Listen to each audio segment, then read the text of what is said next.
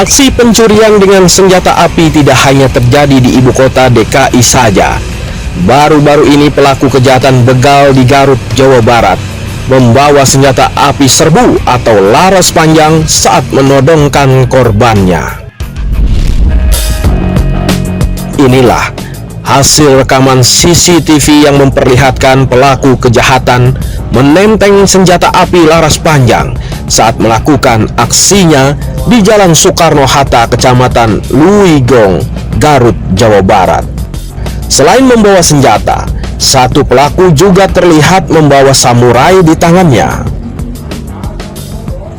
Modus operandi ya, sama juga membegal. Jadi dia merampas kendaraan motor tadi, NMAX merah itu, dan dia pelaku membawa senjata api maupun senjata samurai. Berarti menakut-nakuti atau emang korban sampai mengalami luka, Pak? Sementara dia menakut-nakuti. Tapi memang dari begitu turun dia sudah membawa senjata api laras panjang. Senjatanya asli? Senjata ini masih kita periksa, namun dari kondisi awal itu rakitan. Rakitan. Yang bersangkutan berusaha melakukan perlawanan, mengeluarkan tembakan, kemudian kita balas, kita lakukan tindakan tegas terhadap yang bersangkutan.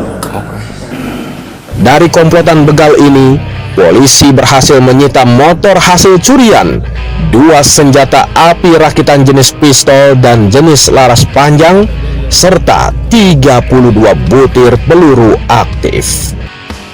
Fenomena maraknya pelaku kejahatan ini bagian dari perlawanan komplotan penjahat saat situasi terjepit.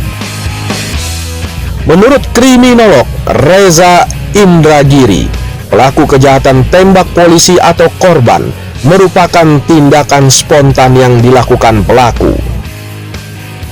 Dalam sebuah situasi kritis atau insiden kritis, sesungguhnya proses berpikir manusia, baik itu bandit maupun personil penegakan hukum sekalipun, hampir bisa dipastikan akan bekerja lewat istilahnya adalah sistem thinking one, proses berpikir satu, bukan proses berpikir dua.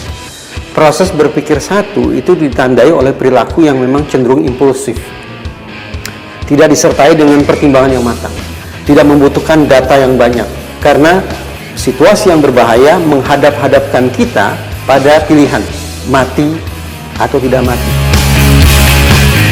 Seorang pelaku kejahatan akan mengalami proses peningkatan skill dan mental seiring dengan seringnya melakukan aksi, sehingga semakin berani dan semakin nekat.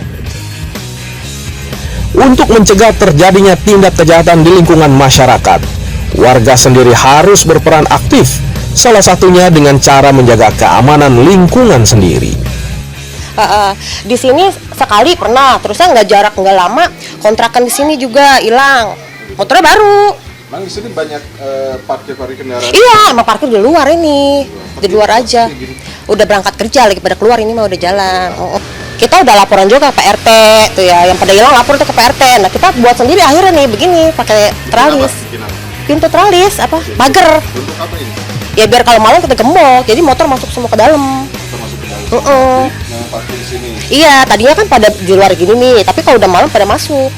Saya sebagai masyarakat, sebagai warga gitu kan, yang pasti risih, saya juga mahasiswa, terus juga terutama saya perempuan gitu, kalau buat hal-hal kayak gitu, ya pasti takut juga sih Pak, kayak ngerasanya jadinya kurang aman gitu, berada di lingkungan yang seperti yang tadi Bapak sebutkan gitu, yang banyak begal, banyak penjahat dan segala macam gitu. Jadinya saya kalau misalkan keluar ke kampus, kalau misalkan pulang malam juga jadinya kayak was-was terus gitu, karena takut karena maraknya aksi-aksi tersebut. Kalau udah level senjata api itu udah harus aware sih warga-warga, karena kan bisa mengakibatkan luka fatal gitu kan, dan itu sangat berbahaya juga tentunya untuk kita-kita gitu. Harapannya sebenarnya lebih diperketat lagi lah penjagaan lingkungannya, atau kayak patroli dari para polisi gitu untuk penjahat-penjahat yang kadang keluarnya kalau malam-malam kan, itu kan rawan banget.